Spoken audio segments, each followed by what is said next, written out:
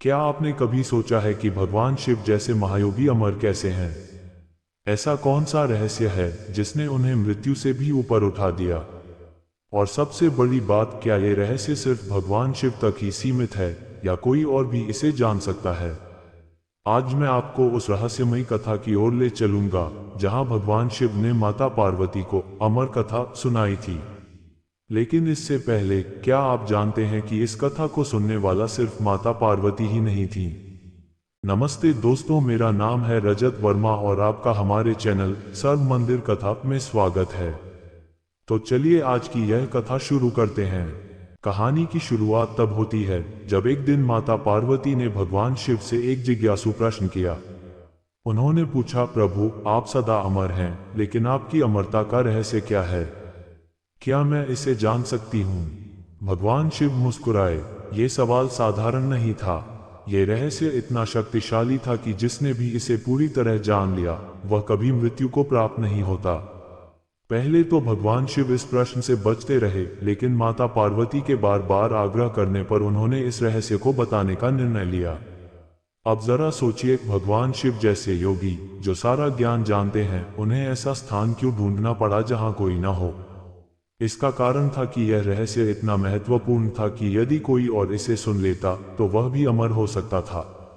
भगवान शिव ने एक ऐसा स्थान खोजा जहां पूरी तरह शांति हो, कोई जीव जंतु न हो और कोई अन्य इसे सुन न सके। भगवान शिव ने अपनी यात्रा शुरू की। सबसे पहले उन्होंने अपने प्रिय वाहन नंदी को पहलगाम में छोड़ दिया। ये स्थान अमरनाथ यात्रा का पहला पड़ाव है। यहाँ नंदी को छोड़ने का अर्थ था सांसारिक जिम्मेदारियों से मुक्ति। फिर वे आगे बढ़े और चंदनवाड़ी पहुंचे, जहां उन्होंने अपने मस्तक से चंदन उतारकर त्याग दिया। ये त्याग शारीरिक मोह और अहंकार छोड़ने का प्रतीक था। आपके लिए एक सवाल, क्या आप जानते हैं कि भगवान शिव ने अपनी इस यात्रा में कितनी चीजों का त्याग किया था?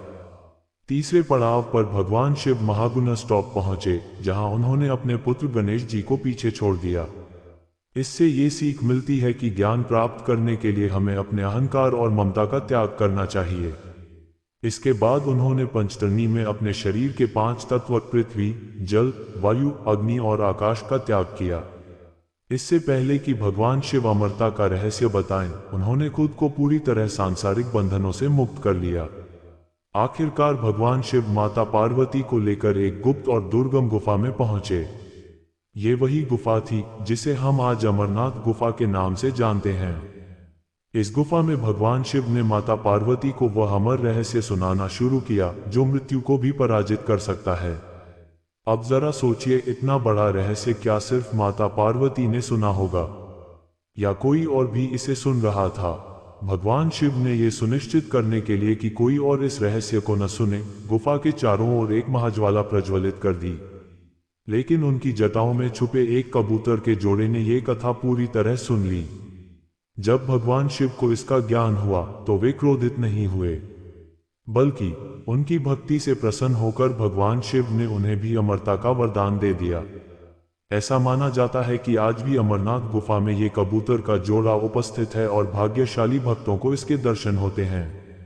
क्या आपने कभी सोचा है कि अमरनाथ गुफा में बनने वाला बर्फ का शिवलिंग कैसे बनता है?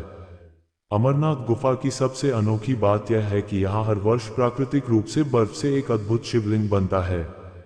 श्रावण मास में ये शिवलिंग अपने पूर्ण आकार में होता है और धीरे धीरे विलीन हो जाता है। भक्त इसे भगवान शिव की साक्षात उपस्थिति मानते हैं।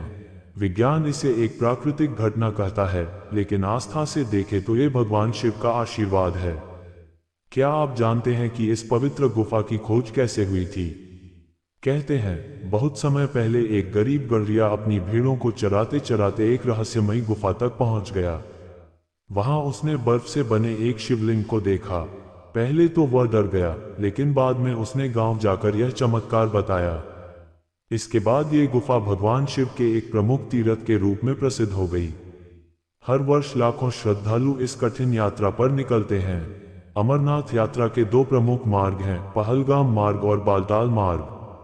पहलगाम मार्ग लगभग 36 किलोमीटर लंबा है और यह पारंपरिक मार्ग माना जाता है। बालताल मार्ग छोटा है लेकिन कठिन है।